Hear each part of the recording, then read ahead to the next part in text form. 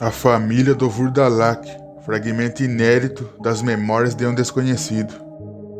O ano de 1815 reuniu em Viena o que havia de mais distinto em matéria de erudições europeias, espíritos de sociedades brilhantes e grandes talentos diplomáticos. Entretanto, o congresso fechara.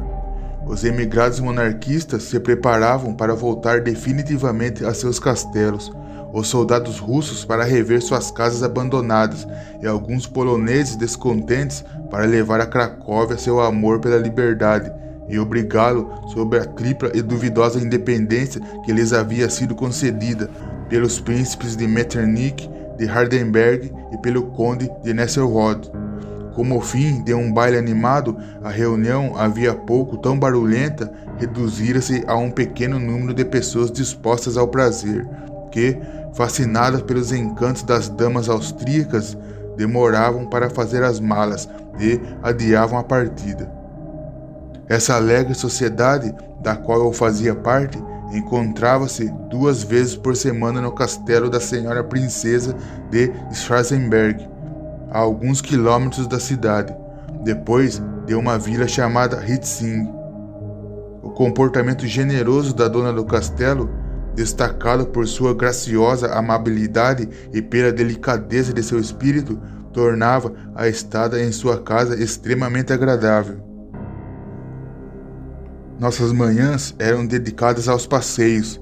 Jantávamos todos juntos, ora no castelo, ora nos arredores, e à noite, sentados perto de um bom fogo de lareira, divertíamos-nos conversando e contando histórias. Era terminantemente proibido falar de política. Todo mundo estava farto do assunto, e nossos relatos eram emprestados ora das lendas dos nossos países respectivos, ora das nossas próprias lembranças.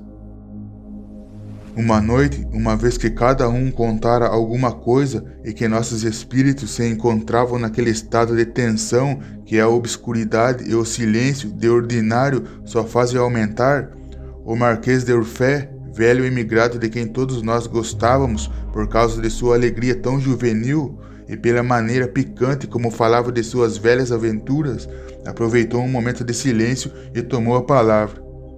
Essas suas histórias, nos disse ele, são deveras espantosas, mas falta-lhes um ponto essencial que é a autenticidade. Que eu saiba, nenhum dos senhores testemunhou com os próprios olhos essas narrativas maravilhosas, nem pôde jurar por elas, como cavalheiros que são. Fomos obrigados a concordar, e o velho continuou, acariciando o jabô. Quanto a mim, senhores, só conheço uma aventura desse gênero, ao mesmo tempo tão hedionda e verdadeira que bastaria para fulminar de terror a imaginação dos mais incrédulos. Fui, infelizmente, tanto o protagonista como a testemunha da história, e, apesar de não gostar de me lembrar dela, contarei o caso com prazer, se as senhoras presentes assim permitirem. A concordância foi unânime. Alguns olhares apreensivos se dirigiram, na verdade, para os quadrados luminosos que a claridade começava a desenhar sobre o assoalho de parquet, mas logo o pequeno círculo se estreitou e todos se calaram para escutar a história do Marquês. O senhor de Urfé pegou um pouco de tabaco, aspirou-o lentamente e começou. Antes de tudo, senhoras, peço perdão se, no curso de minha narrativa, acontecer de eu falar sobre meus casos de amor com mais frequência do que converia a um homem de minha idade. Mas é preciso que os mencione para que a história fique mais clara. Além de tudo, perdoam-se a velhice e seus momentos de esquecimento, e a culpa será da senhora se eu for tentado a me julgar mais jovem, vendo-as tão bonitas à minha frente. Começo, então, sem preâmbulos, dizendo que no ano de 1759 estava perdidamente enamorado pela bela duquesa de Gramont. Essa paixão, que eu então acreditava profunda e duradoura, não me dava descanso nem de dia nem de noite, e a duquesa, como fazem com frequência as mulheres bonitas que estão acostumadas com o coquetismo, divertia-se em aumentar o meu tormento. E fazia-o tão bem que, num momento de desilusão, cheguei a solicitar e obter uma missão diplomática junto ao Principado da Moldávia, na época em negociações com o gabinete de Versalhes, negociações que, Se explicasse agora, seriam tão tediosas quanto inúteis. Na véspera de minha partida, apresentei-me à duquesa. Ela me recebeu com um olhar menos zombeteiro do que de costume e me disse com uma voz tocada por certa emoção: Deurfé, você está fazendo uma grande loucura, mas, conhecendo-o, sei que jamais voltaria atrás de uma decisão já tomada. Sendo assim, só lhe peço uma coisa: aceite esta pequena cruz como penhor de minha amizade e guarde-a junto ao peito até sua volta. É uma relíquia de família, a qual sempre demos muito valor. Com uma galanteria talvez pouco adequada ao momento, beijei, não a relíquia, mas a mão sedutora que a oferecia, e pendurei no pescoço esta mesma cruz que vem, e que desde aquele dia jamais larguei. Não as fatigarei mais, senhoras, com os detalhes de minha viagem, nem com as observações que fiz dos húngaros e dos sérvios, esse povo pobre e ignorante, mas corajoso e honesto, que, subjugado como estava pelos turcos, não havia esquecido nem sua dignidade, nem a antiga independência. Seria o bastante contar que, tendo aprendido um pouco de polonês, durante uma estada em Varsóvia, a língua sérvia me foi fácil, pois esses dois idiomas, assim como o russo e o boêmio, não passam, como sem dúvida sabem, de ramificações de uma só mesma língua, o eslavo. Pois então sabia eu o bastante da língua para me fazer compreender, até que um dia cheguei a uma aldeia cujo nome não lhes interessaria o mínimo. Parei e desmontei numa casa cujos habitantes se encontravam num estado de consternação total, o que me pareceu mais estranho ainda por ser um domingo, dia em que os servos têm o costume de se entregar a diferentes prazeres, como a dança, o tiro com arcabuzes, a luta, etc. Atribuí a atitude de meus hospedeiros a alguma desgraça recente e ia me retirar quando um homem de cerca de 30 anos, alto e imponente, se aproximou de mim e me pegou pela mão. Entre, estrangeiro, me disse ele. Não se sinta repelido por nossa tristeza, logo a compreenderá ao saber o que a causa. Ele me contou, então, que seu velho pai, de nome Gorsha, homem de caráter inquieto e difícil, um belo dia se levantara da cama e retirara da parede seu grande arcabuz turco. Meus filhos, dissera ele a George e a Pierre, eu vou agora mesmo às montanhas, juntar-me aos bravos que perseguem aquele cão do Alibek, nome de um bandido turco que havia algum tempo devastava o país. Podem me esperar durante 10 dias, e se eu não voltar, lá pelo 10º dia, mandem dizer uma missa, porque é sinal que me mataram. Mas, juntou o velho Gorsh, dando às feições sua expressão mais séria, que Deus o livre. Se eu voltar depois dos 10 dias, pela salvação de todos, não me deixem entrar de jeito algum. É uma ordem que lhes dou. Esqueçam que sou seu pai, e peço que me furem com uma estaca afiada, independentemente do que eu diga ou faça, pois não passarei de um maldito Vurdalak, que terá vindo sugar o sangue da família. É bom que lhes diga, senhoras, que os Vurdalaks, ou vampiros do povo sérvio, não passam, na opinião de todo o país, de defuntos saídos de seus túmulos para sugar o sangue dos vivos. Até aí, seus costumes são os de todos os vampiros, mas possuem um outro hábito que os torna ainda mais terríveis. Os Vurdalaks, senhoras, sugam de preferência o sangue de seus parentes mais próximos e de seus amigos mais íntimos, que, mortos, tornam-se por sua vez vampiros, de modo que se acredita terem sido vistas na Bósnia e na Hungria aldeias inteiras povoadas por Vurdalaks. O abade Augustin Calmet, em sua interessante obra sobre os fantasmas, dá exemplos aterradores. Os imperadores da Alemanha muitas vezes nomearam comissões para esclarecer casos de vampirismo. Lavraram autos, exumaram cadáveres turjos de sangue e os queimaram em praça pública depois deles terem perfurado o coração. Os magistrados, testemunhas dessas execuções, escutaram os cadáveres a uivar no momento em que os carrascos lhe enfiavam a estaca no peito, deram seu depoimento formal e o corroboraram com juramento e assinatura.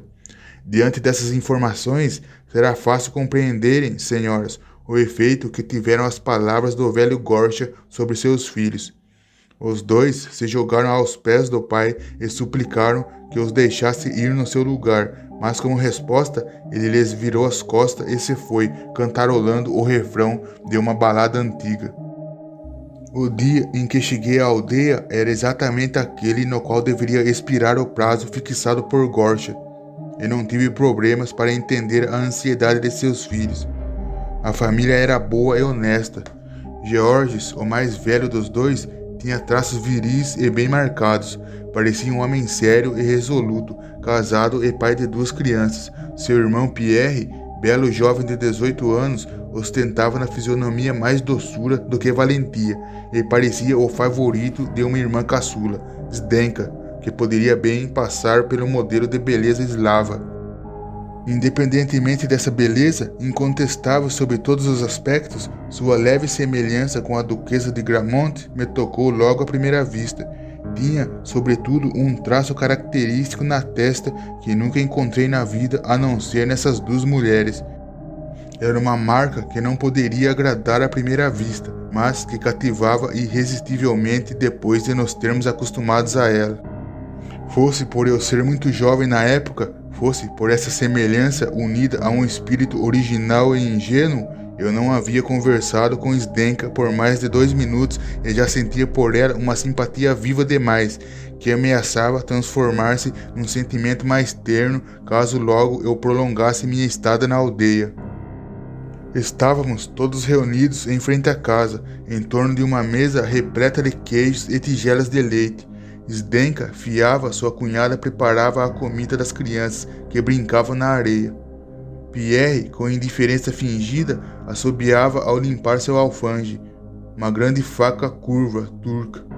Georges, mudo, com os cotovelos na mesa, a cabeça entre as mãos e sem franzido de preocupação, devorava com os olhos a grande estrada.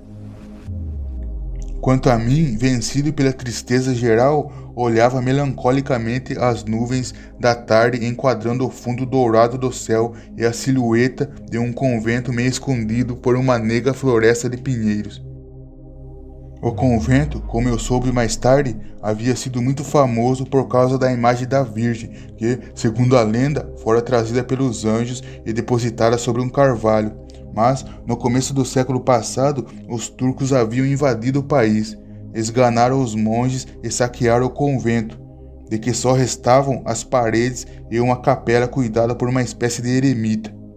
Este último fazia as honras da casa aos peregrinos curiosos, que, indo a pé de um lugar de devoção a outro, gostavam de parar no convento da Virgem do Carvalho.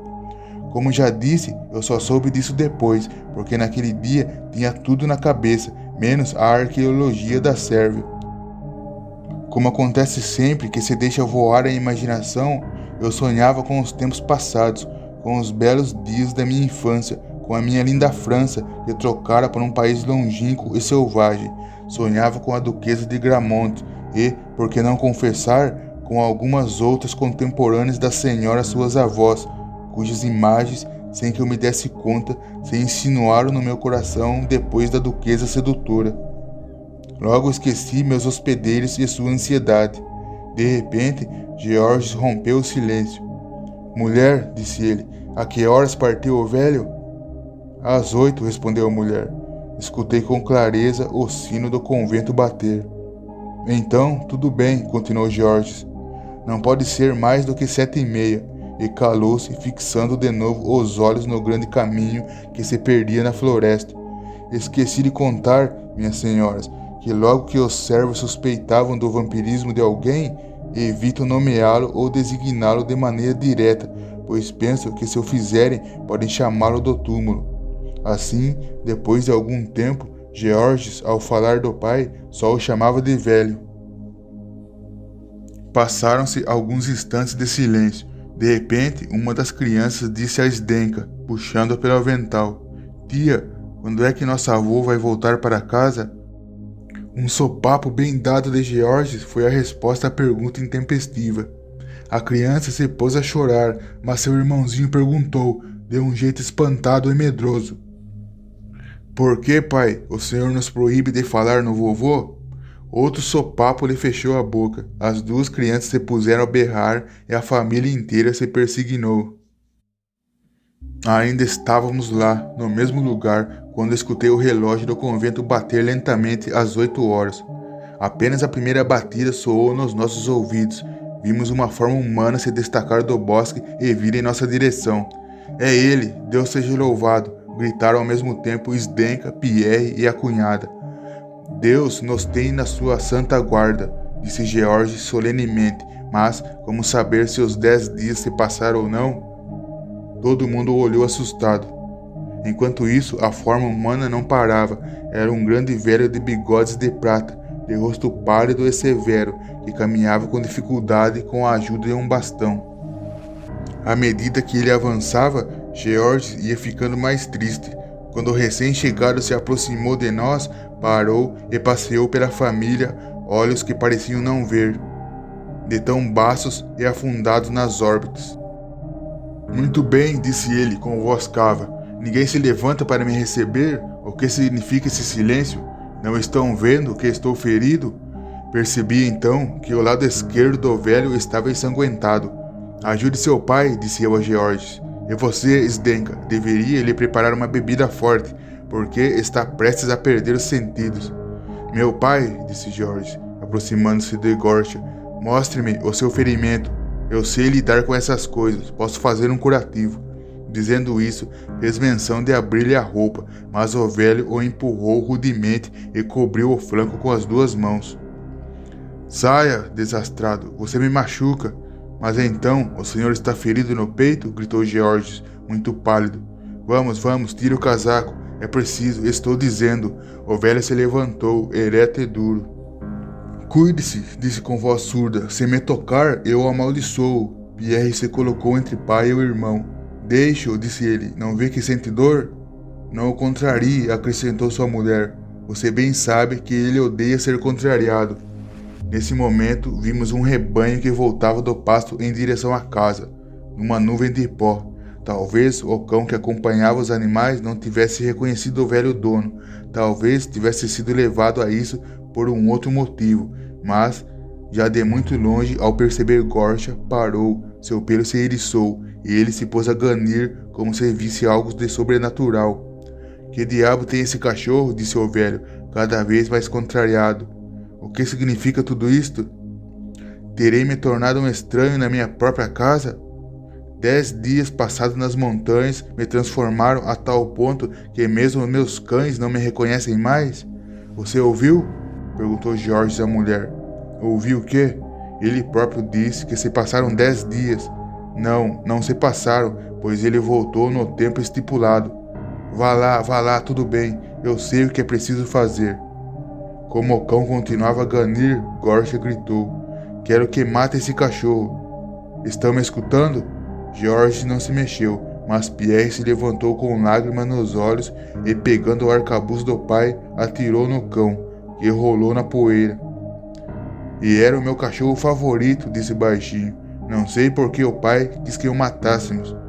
Porque mereceu ser morto, disse Gorsha. Vamos, está frio, quero entrar na casa. Enquanto tudo isso se passava lá fora, Zdenka preparara para o velho uma tisana de aguardente fervida com peras, mel e passas, mas o pai a empurrou com repugnância. Mostrou a mesma aversão pelo prato de arroz com o carneiro que George lhe ofereceu, e foi sentar-se no canto da lareira, murmurando entre os dentes palavras ininteligíveis. Um fogo de pinho crepitava na lareira e animava com seu luar tremeluzente a figura do velho, pálida e tão abatida que naquela claridade se poderia tomá-lo por morto. Zdenka foi se sentar ao lado dele. Meu pai, o senhor não quer comer nada, nem descansar? E se nos contasse suas aventuras na montanha? Ao dizer isso, a jovem sabia estar tocando uma corda sensível, pois o velho adorava falar de guerras e combates. Na verdade, uma espécie de sorriso se formou nos lábios sem cor, mas os olhos não riram, e ele respondeu passando a mão nos belos cabelos louros da filha. Claro, Zdenka, claro, quero muito contar o que me aconteceu nas montanhas, mas vou deixar para outra vez, porque hoje estou muito cansado. Só lhes digo que Alibek morreu e morreu pelas minhas mãos. Se alguém tem dúvida a respeito, continuou o velho, passeando os olhos por toda a família, eis a prova. Desamarrou uma espécie de mochila que carregava nas costas e tirou dela uma cabeça lívida e sangrenta, porém não mais pálida que o próprio Gorsha. Viramos os rostos horrorizados, mas Gorsha entregou a cabeça a Pierre. Tome, disse ele, pendure isto acima da porta para que todos os que passarem saibam que Alibek morreu e que as estradas estão livres de bandidos, embora eu faça exceção aos janizaros do sultão. Pierre obedeceu nauseado. Agora estou entendendo tudo, disse ele. Aquele pobre cão que matei só uivava tanto porque farejava carne morta. É verdade, ele farejava carne morta, respondeu com expressão sombria Georges, que saíra sem que ninguém visse e que voltava naquele momento carregando na mão um objeto que encontrou num canto e que me pareceu uma estaca. Georges, disse sua mulher a meia voz, o que pretende fazer? Meu irmão, acrescentou a irmã, o que se passa na sua cabeça? Você não fará nada, não é? Deixe-me, respondeu George. Sei o que tenho que fazer e só farei o que for necessário. Nesse vai e vem, a noite caiu e a família foi se deitar numa parte da casa que era separada da minha por um tabique bem fino. Confesso que o que eu havia presenciado durante a tarde impressionara a minha imaginação. Minha luz se apagara e a lua se infiltrava toda por uma pequena janela baixa, bem perto de minha cama, banhando o assoalho e as paredes num luar esbranquiçado, assim como acontece agora, minhas senhoras, nesta sala onde estamos. Eu queria dormir e não conseguia. Atribuía minha insônia à claridade da lua. Procurei alguma coisa que me servisse de cortina, mas não encontrei. Então, escutando vozes confusas atrás do tabique, prestei atenção. Deite, mulher, disse George. E também você, Pierre, e você, Zdenka. Não tenham medo, ficarei acordado e vigiando por todos. Mas Georges, respondeu a mulher, eu é que deveria ficar acordada, você trabalhou a noite passada inteira, deve estar cansado. Além disso, teria que ficar acordada de todo jeito para tomar conta do nosso filho mais velho. Você bem sabe que ele não está muito bem desde ontem. Fique tranquila e vá se deitar, disse Georges. Ficarei de guarda por nós dois. Mas meu irmão, disse Zdenka com sua voz mais doce, me parece que é inútil passar a noite acordado. Nosso pai já dormiu, e veja só como tem uma expressão calma e cheia de paz. Vocês não estão entendendo nada, nenhuma nem outra, disse Georges, de um jeito que não admitia réplicas. Vão dormir e deixe que eu tomo conta. Fez-se então um profundo silêncio. Logo senti minhas pálpebras pesarem e o sono tomou conta de mim. Tive a impressão de ver a porta se abrir lentamente e o velho Gorsha aparecer na soleira, mas eu mais pressentia sua forma do que havia, pois estava bem escuro no quarto de onde ele vinha. Parecia-me que seus olhos apagados tentavam adivinhar meus pensamentos e seguiam o movimento de minha respiração. Depois deu um passo para a frente e mais outro, e com cuidado extremo pôs-se a andar na minha direção, pé ante pé. De súbito, deu um pulo e ficou ao lado de minha cama. Passei por angústias difíceis de contar, mas uma força invisível me conservava imóvel.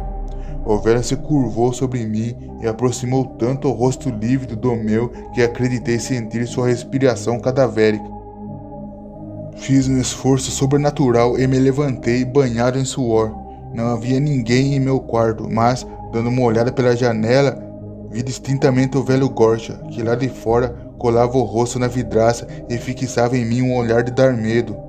Tive a força de vontade de não gritar, e a presença de espírito de ficar deitado, como se nada tivesse visto. Na verdade, parece que o velho só viera certificar-se de que eu dormia, pois não tentou entrar.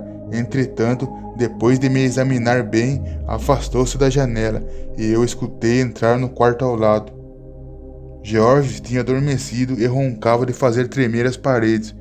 A criança tossiu e reconheci a voz de Gorsha. Você não está dormindo, criança? Não, vovô, respondeu o menino, e bem que eu queria conversar com o senhor. Ah, quer conversar comigo? E sobre o que quer conversar? Quero que me conte como brigou com os turcos, porque eu também um dia vou lutar contra eles. Pensei nisso, meu neto, e trouxe para você uma pequena latagã que vou lhe dar amanhã. Ah, vovô, me diga agora mesmo, já que está acordado. Mas, meu pequeno, por que não conversou comigo durante o dia? Porque o papai me proibiu. Ah, muito prudente, o seu pai. Então, quer o seu pequeno sabre? Quero muito, mas não aqui, porque o pai pode acordar. Mas onde, então? Se sairmos lá fora, prometo ter juízo e não fazer nenhum barulhinho. Escutei alguma coisa que parecia um riso de troça de gorcha e ouvi o menino se levantando.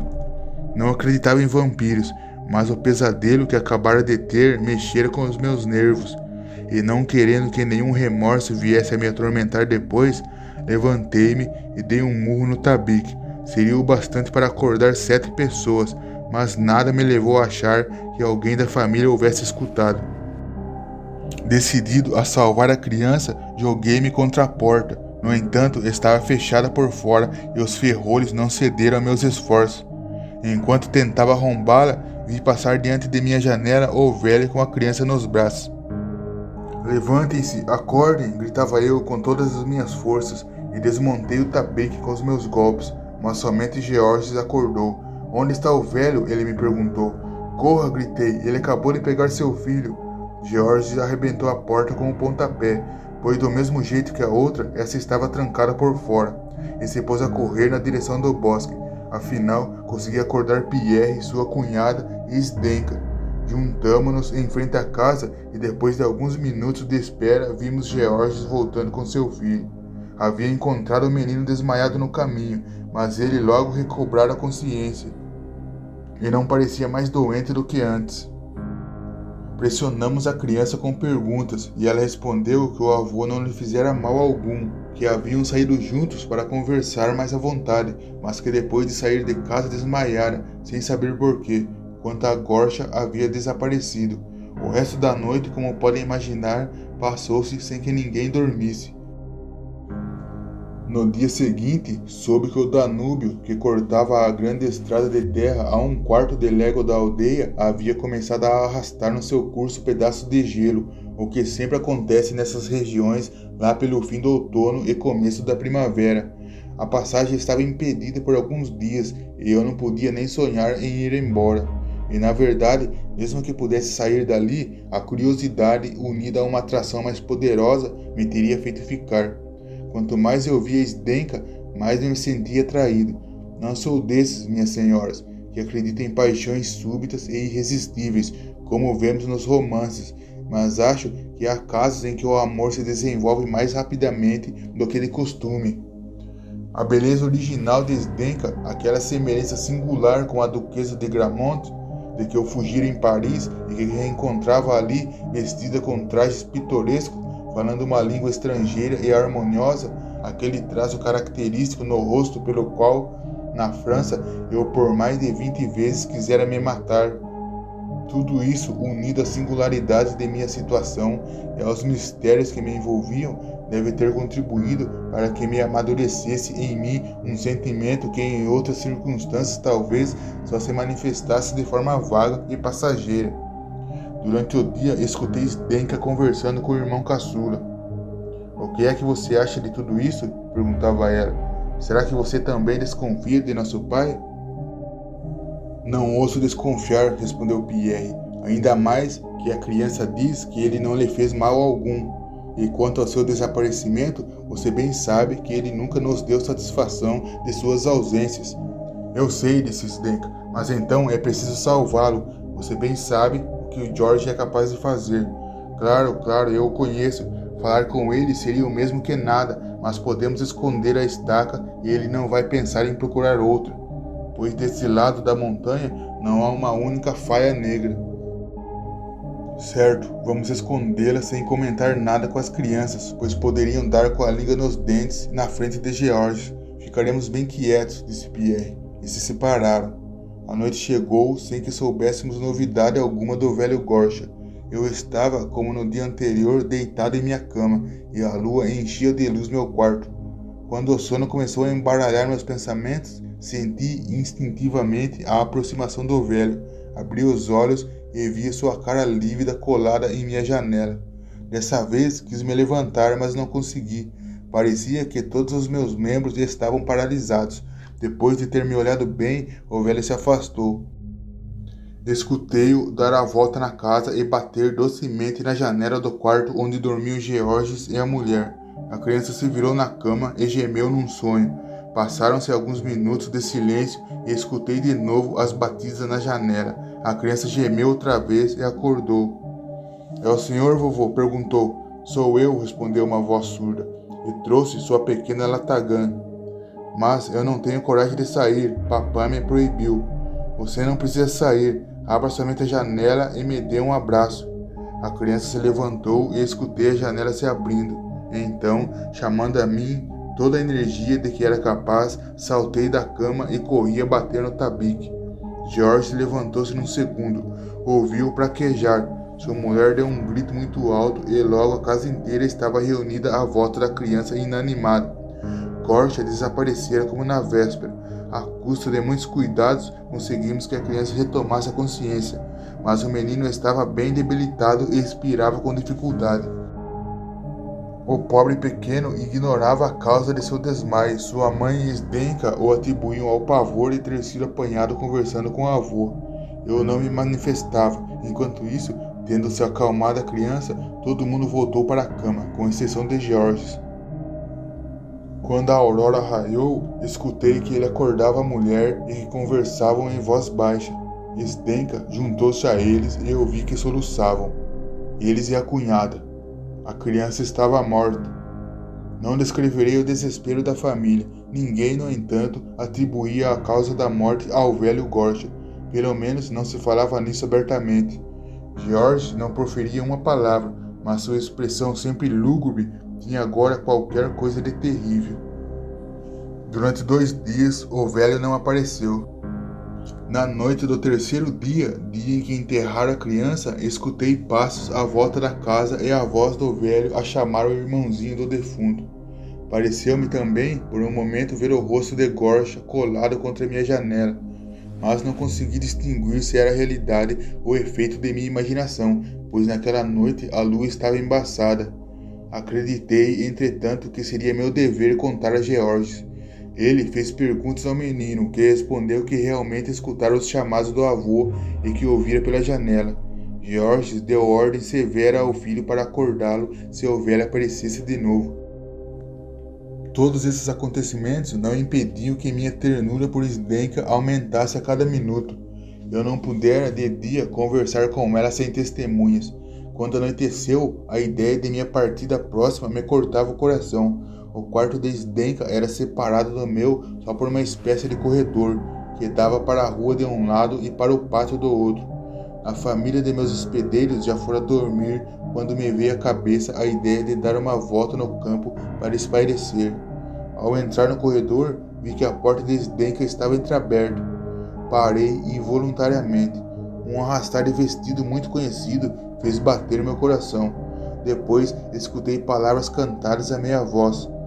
Eram os adeuses que um rei sérvio, indo para a Inglaterra, cantava para sua amada. "Oh, meu jovem Álamo", dizia o velho rei, "parto para a guerra e você me esquecerá.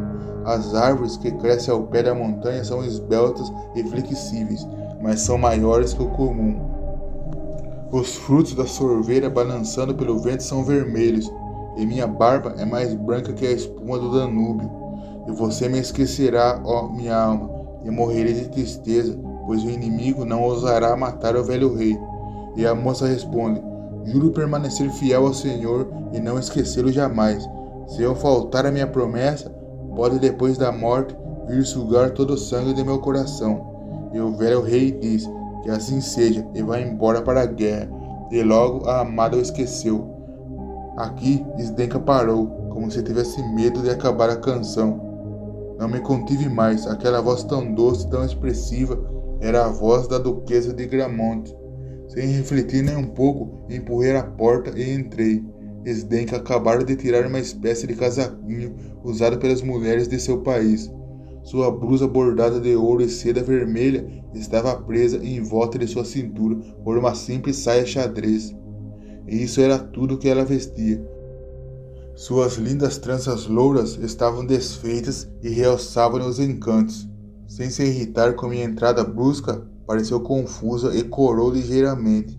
Ah, me disse ela, por que você está aqui? E o que pensarão de mim se nos surpreenderem? Esdenca minha alma, fique tranquila, tudo dorme à nossa volta. Só o grilo na relva e o besouro nos ares podem escutar o que tenho a lhe dizer. Ah, meu amigo, fuja, fuja. Se meu irmão nos apanha, estou perdida. Esdenka, só vou embora depois que você prometer me amar para sempre, como a Bela prometeu ao rei da canção. Vou embora em breve, Esdenka, e quem sabe quando nos veremos de novo?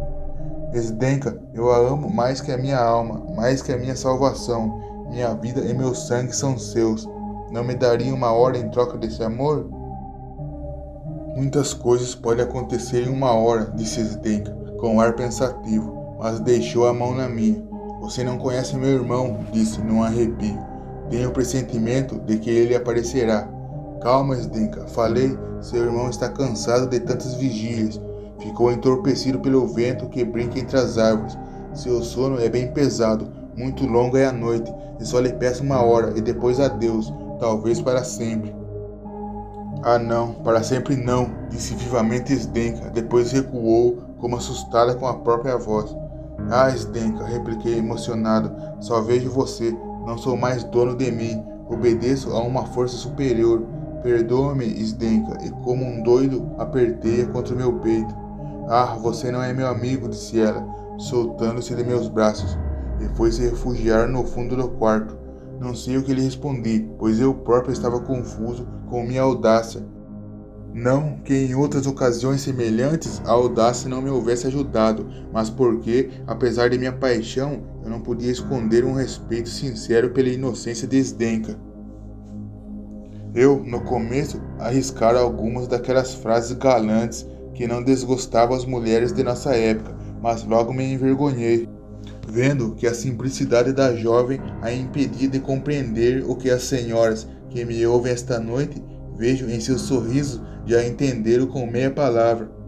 Eu estava lá diante dela, sem saber o que dizer, quando de repente a vi estremecer e fixar os olhos aterrorizados na janela.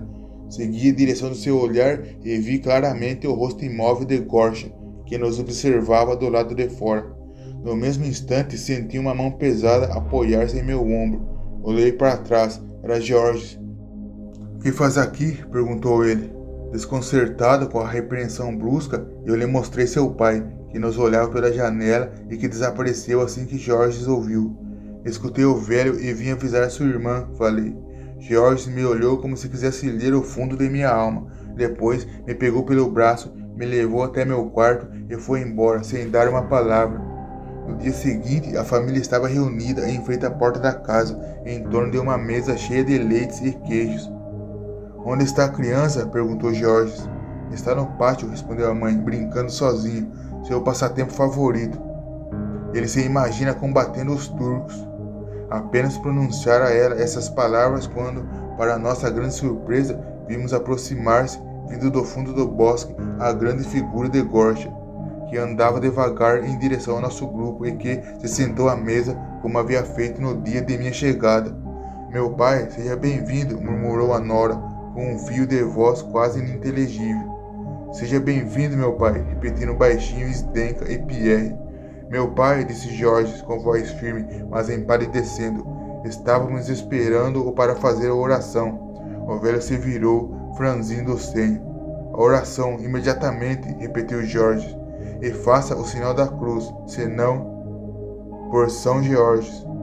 Esdenka e a cunhada se curvaram sobre o velho e suplicaram que rezasse. Não e não e não, disse o velho. Ele não tem o direito de me ordenar nada, e se insistir, eu o amaldiçoo. Georges se levantou e correu para dentro da casa. Logo voltou os olhos enfurecidos. Onde está a estaca? Gritou. Onde a esconderam? Esdenka e Pierre trocaram olhares. Cadáver, disse então Georges, dirigindo-se ao velho. O que fez o senhor com meu filho mais velho? Por que matou meu filho? Me dê meu filho de volta, cadáver. E ao falar assim, ia ficando cada vez mais pálido e seus olhos mais acesos. O velho o olhava maldosamente e nem se mexia. Ah, a estaca, gritou Jorge. Que aquela que escondeu seja responsável pelas desgraças que nos esperam. Nesse momento, escutamos alegres risadas do caçula e ouvimos chegar a cavalo sobre um grande pau pontudo que arrastava fazendo meias voltas, imitando com sua vozinha fina o grito de guerra dos sérvios quando atacavam os inimigos. Ao ver isso, os olhos de George chamejaram. Ele arrancou a estaca do menino e se precipitou contra o pai. O velho Gort uivou e se pôs a correr na direção do bosque, com uma velocidade tão pouco característica de sua idade que mais parecia coisa sobrenatural. George o perseguiu através dos campos e logo os perdemos de vista. O sol já se pusera quando ele voltou para casa, pálido como a morte e com os cabelos eriçados. Sentou-se perto do fogo e achei que eu escutava seus dentes baterem. Ninguém teve coragem de interrogá-lo. Lá pela hora em que a família tem o costume de se separar, ele pareceu recuperar toda a sua energia e, me levando para um canto, disse de maneira mais natural: Meu caro hóspede, acabei de ver o rio, o gelo se foi, o caminho está livre, nada o impede de continuar a viagem. É inútil, acrescentou, olhando para Zdenka, despedir-se da minha família. Ela lhe deseja, através de minhas palavras, toda a felicidade com a qual se pode sonhar aqui na terra. Espero que também guarde de nós uma boa recordação. Amanhã, ao nascer do dia, encontrará seu cavalo arredeado e um guia pronto a acompanhá-lo. Adeus. Lembre-se por vezes de seu hospedeiro e perdoe se a sua estada aqui não o livrou de tribulações, como ele bem o desejaria. Os traços duros de Georges tinham, naquele momento, uma expressão quase cordial. Ele me levou até meu quarto e apertou minha mão uma última vez. Depois estremeceu e seus dentes bateram como se tremesse de frio. Sozinho eu nem cogitava ir para a cama, como podem imaginar. Outras ideias me preocupavam.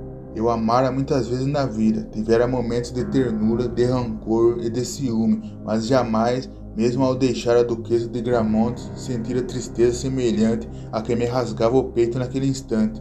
Antes do sol aparecer, vesti minha roupa de viagem e gostaria de ter tentado ver Zdenka de novo. Mas Georges me esperava no vestíbulo. Toda a possibilidade de revê-la me fora arrebatada. Subi no cavalo de um salto e eu esporei. Prometi a mim mesmo que, quando voltasse de Jesse, passaria pela aldeia. E essa esperança, por longínqua que fosse, rechaçou pouco a pouco minhas preocupações. Eu já pensava feliz no momento da volta. E a imaginação já me desenhava todos os detalhes quando o movimento brusco do cavalo quase me deixou cair os arções. O animal parou de repente, retesou-se sobre as patas dianteiras, fazendo com as narinas aquele ruído que mostra aos outros animais que um perigo se aproxima. Olhei com atenção e vi que uma centena de passos à minha frente um lobo escavava a terra. Com um barulho que fiz, ele fugiu. Esporei o cavalo nos flancos e consegui seguir em frente. Percebi então que no lugar onde estivera o lobo havia um buraco coberto com terra ainda fresca, e me pareceu também distinguir algumas polegadas de uma estaca enfiada na terra que o lobo acabara de remexer. Entretanto, não afirmo nada, pois passei depressa demais junto àquela cova. Aqui o marquês se calou e pegou um pouco de tabaco. Então isso é tudo? Perguntaram as senhoras. Infelizmente não, respondeu o senhor Durfé. O que ainda tenho a contar é para mim uma lembrança extremamente dolorosa, e eu daria tudo para não ter passado por ela. Os negócios que me levaram a Jesse me retiveram mais tempo do que eu esperava. Só os terminei depois de 6 meses. O que posso dizer é uma verdade triste de confessar, mas não deixa de ser verdade. Há poucos sentimentos duráveis na terra. O sucesso de minhas negociações, os encorajamentos que recebi do gabinete de Versalhes, em uma palavra, a política, essa política vil que tem nos incomodado com tanta violência nesses últimos tempos, não tardou a fazer enfraquecer em meu espírito a lembrança de Zdenka. Além disso, a mulher do príncipe, mulher muito linda e que conhecia nossa língua com perfeição, não fez outra coisa desde minha chegada, senão me distinguir entre os outros jovens estrangeiros que passavam algum tempo em Jesse. Educado como fui nos princípios da galanteria francesa, meu sangue gaulês se teria revoltado de pagar com a ingratidão a bondade da linda mulher. Assim, respondi cortesmente às propostas que me foram feitas e, para fazer valer os interesses e direitos da França, comecei a me entrosar com todos os habitantes do Principado. Chamado de volta ao meu país, retomei o caminho que me levara a Jesse. Não pensava mais em Zdenka, nem em sua família, quando uma tarde, cavalgando pelo campo, escutei um sino que batia às 8 horas. O som me pareceu conhecido, e o guia me disse que vinha de um convento próximo. Perguntei o nome e soube que era o da Virgem do Carvalho. Apressei o passo de meu cavalo e logo batemos à porta do convento. O eremita veio abrir e nos conduziu ao aposento dos estrangeiros. Achei-o tão cheio de peregrinos que perdi a vontade de passar a noite lá, e perguntei se encontraria um albergue na cidade. Vai encontrar mais do que um, me respondeu o eremita, dando um suspiro profundo. Graças ao incrédulo Gorcha, não faltam casas vazias. Como? O velho Gorcha ainda está vivo? Perguntei. Ah, não, aquele lá está bem e belamente enterrado com um pau espetado no peito, mas ele sugou o sangue do filho de Jorges.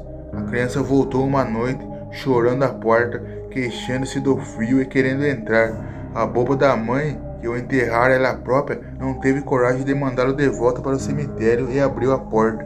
Então ele se jogou sobre ela e a sugou até a morte. Enterrada, por sua vez, ela voltou para beber o sangue do segundo filho, depois o do marido e depois o do cunhado. Todos morreram. E Zdenka? Perguntei. Ah, essa ficou doida de dor, pobre criança, nem me fale. A resposta do eremita era vaga e não tive coragem de repetir a pergunta. O vampirismo é contagioso, ele continuou, persignando-se. Muitas famílias da aldeia perderam todos os seus membros, até o último. E se o senhor duvida de mim, deveria passar esta noite no convento, pois, mesmo que não fosse devorado na aldeia pelos Vurdalax, só o medo do que poderia acontecer seria o bastante para embranquecer seus cabelos, antes que eu tenha feito soarem as matinas. Não passo de humilde religioso, continuou ele, mas a generosidade dos viajantes me colocou na posição de poder atender às suas necessidades. Tenho queijos excepcionais, passas de dar água na boca só de olhá-las e algumas garrafas de vinho de Tolkien que não envergonham em nada aquele que serve a sua santidade o patriarca. Pareceu-me nesse momento que o eremita se transformava em dono de albergue. Achei que ele me contara de propósito aquelas histórias terríveis para me dar ocasião de agradar aos céus, imitando a generosidade dos viajantes que haviam colocado o santo homem na posição de atender às suas necessidades. E acontece que a palavra medo tinha sempre sobre mim um efeito de clarim sobre um corcel de guerra. Teria me envergonhado de mim mesmo se não saísse imediatamente. Meu guia, tremendo inteiro, me pediu permissão para ficar, que lhe dei de bom grado. Demorei meia hora para chegar à aldeia. Encontrei-a deserta. Não brilhava uma luz através das janelas, nenhuma canção se ouvia. Passei em silêncio diante de todas aquelas casas, na maioria conhecidas, e cheguei afinal a de Jorges. Fosse por lembrança sentimental, fosse por temeridade de jovem, foi lá que resolvi passar a noite. Desci do cavalo e bati na porta da cocheira. Ninguém respondeu. Empurrei-a, ela se abriu, chiando nos gonzos, e entrei no pátio. Amarrei o cavalo todo arredeado sobre um telheiro onde encontrei suprimento de aveia suficiente para uma noite e avancei resolutamente em direção à casa. Nenhuma porta estava fechada, mas todos os quartos pareciam desabitados. O de Zdenka parecia só ter sido abandonado na véspera. Algumas roupas ainda estavam sobre a cama, alguns berloques que eu havia lhe dado, entre os quais reconheci uma pequena cruz de esmalte que comprara ao passar por Pestra. Brilhavam sobre uma mesa ao luar. Não pude evitar uma dor no coração, apesar de não amá-la mais. Enquanto isso, me envolvi em meu capote e me estendi na cama. Logo dormi. Não me lembro dos detalhes de meu sonho, mas sei que revi Zdenka, bela, ingênua e amorosa como no passado. Eu me censurava ao vê-la, por meu egoísmo e minha inconstância. Como pude, eu me perguntava, abandonar aquela pobre menina que me amava? Como pude esquecê-la? Depois a imagem dela se misturou à da duquesa de Gramont e vi nessas duas imagens uma mesma pessoa. Joguei-me aos pés de Zdenka e implorei seu perdão. Todo meu ser, toda minha alma se confundia no inefável sentimento de tristeza e felicidade. Estando sonhando quando fui acordado parcialmente por um som harmonioso semelhante ao barulho de um campo de trigo agitado por ligeira brisa. Parecia estar escutando as espigas entrechocando-se melodiosamente e o canto das aves misturando-se à queda de uma cascata e ao murmúrio das árvores. Depois, me pareceu que todos aqueles sons confusos não passavam do roçar de um vestido de mulher, e me fixei nessa ideia. Abri os olhos e vi Zdenka junto de minha cama. A lua tinha um brilho tão vivo que eu podia distinguir nos menores detalhes os adoráveis traços que eu tanto amara no passado, mas cujo valor somente agora, no sonho, eu sentia. Achei Zdenka mais bonita e mais desenvolvida. Vestia-se com a mesma vontade da última vez, quando a vira sozinha, uma simples blusa bordada de ouro e de seda e uma saia que se ajustava abaixo dos quadris. Zdenka, disse-lhe eu, sentando-me, é você mesma, Zdenka? Sim, sou eu, respondeu-me ela, com uma voz doce e triste. Sou bem a sua Zdenka que você esqueceu. Ah, por que não voltou antes? Tudo agora se acabou. É preciso que vá embora. Um momento a mais e estará perdido. Adeus, meu amigo. Adeus para sempre.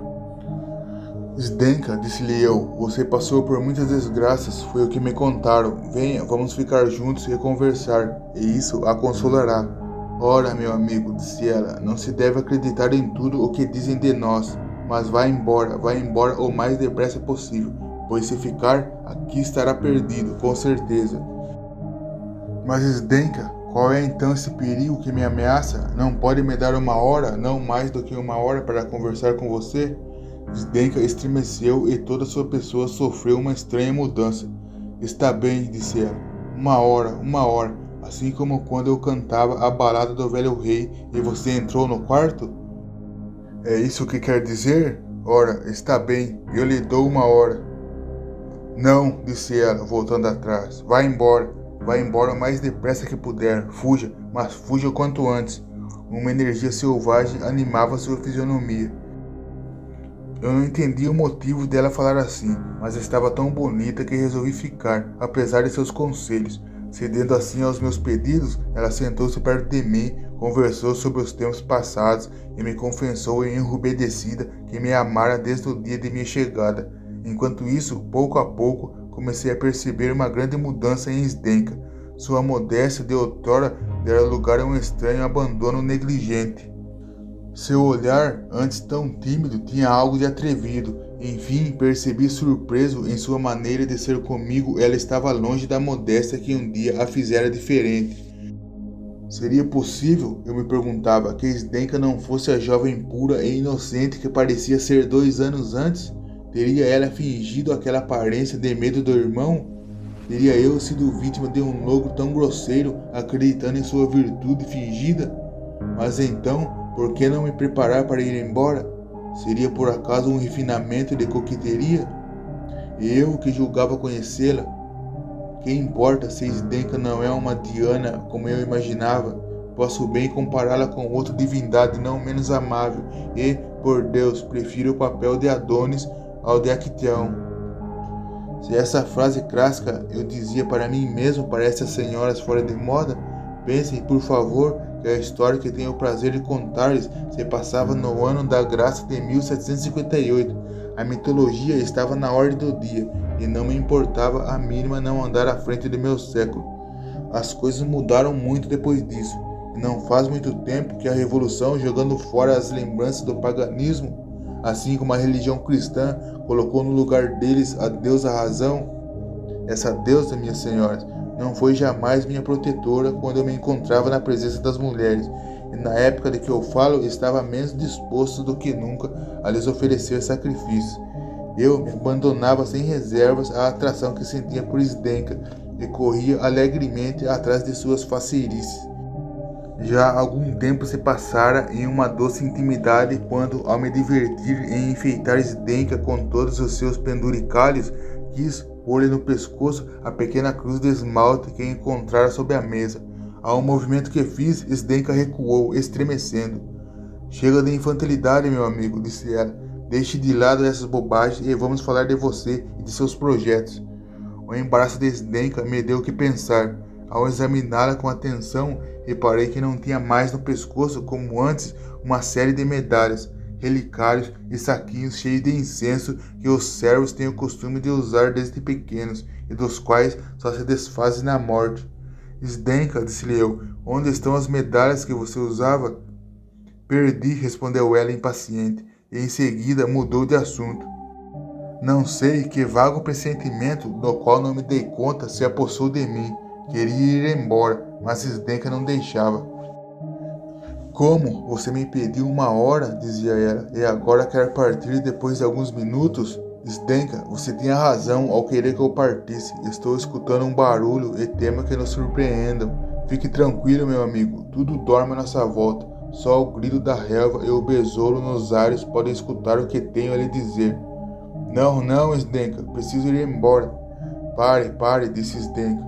Eu amo mais que a minha alma, mais que a minha salvação. Você me disse que a sua vida e seu sangue eram meus. Mas seu irmão, Zdenka, tenho o pressentimento de que ele virá aqui nos surpreender. Acalme-se, minha alma. Meu irmão dorme profundamente, embalado pelo vento que sopra nas árvores. Seu sono é muito pesado, bem longa é a noite e não peço a você mais que 1 hora. Ao dizer isso, Zdenka estava tão bonita que o terror vago que se apossara de mim começou a ceder ao desejo de ficar perto dela. Uma mistura de medo e volúpia impossíveis de descrever enchia todo o meu ser. À medida que eu enfraquecia, Zdenka tornava-se mais terna, de modo que decidi ceder, mas jurando a mim mesmo ficar atento e manter a guarda. No entanto, como disse há pouco, nunca fui totalmente ajuizado, e quando Zdenka, reparando em minha reserva, me propôs enxotar o frio da noite com alguns copos de vinho generoso que me disse ter ganhado do bom eremita, aceitei a proposta com uma ansiedade que a fez sorrir. A partir do segundo copo, a má impressão que me ficara da história das medalhas e da cruz desapareceu completamente.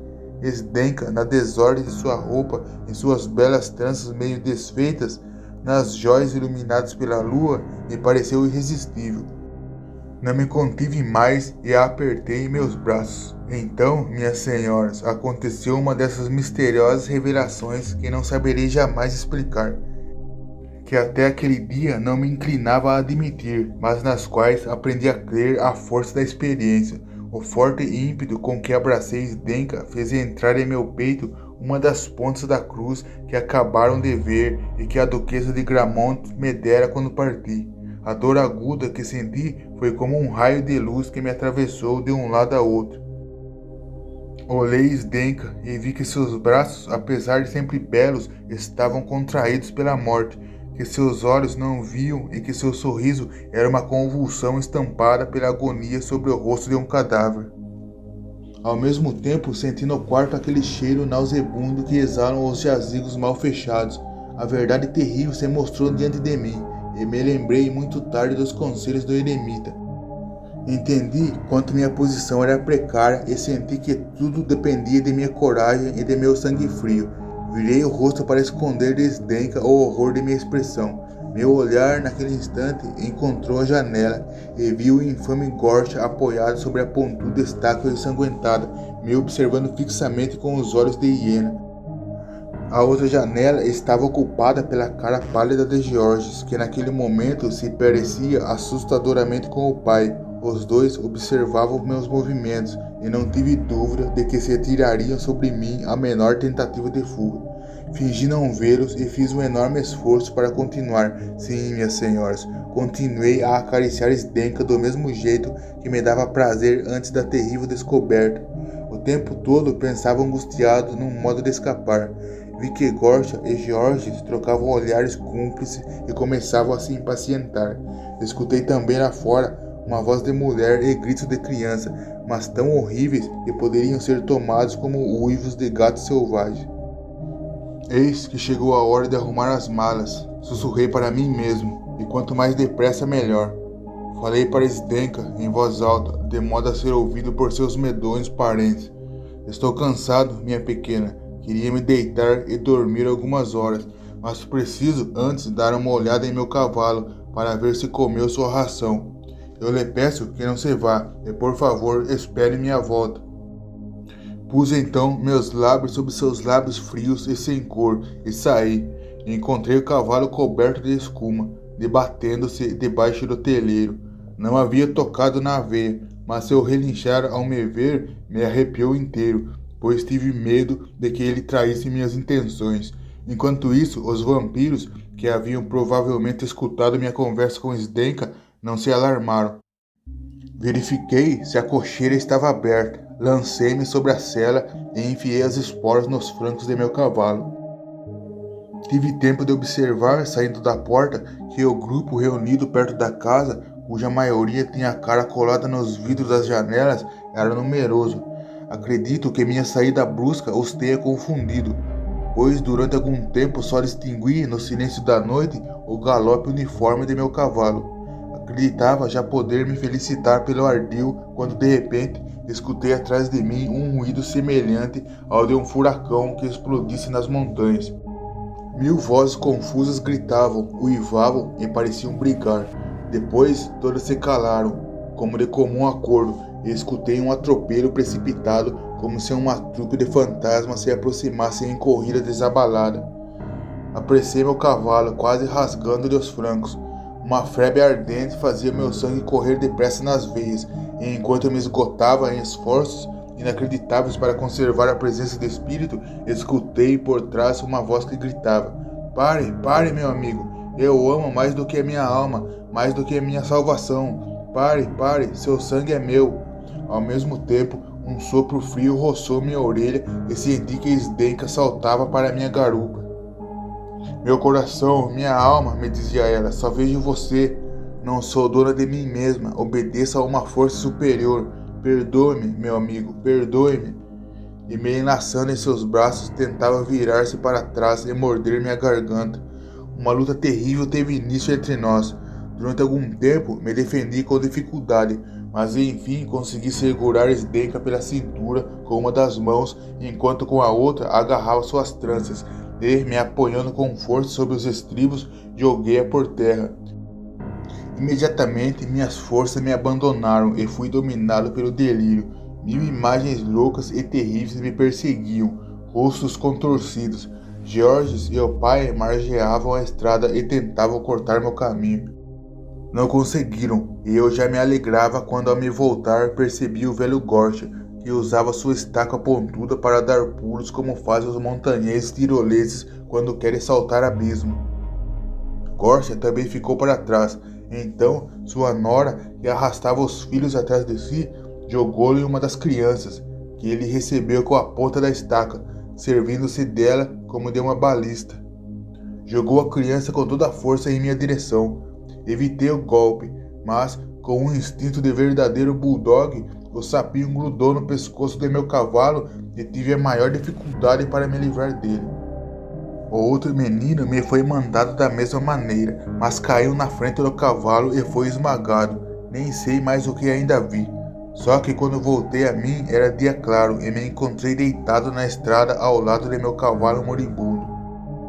Acabou assim, senhoras, um namorico que deveria ter me curado para sempre da vontade de procurar outros.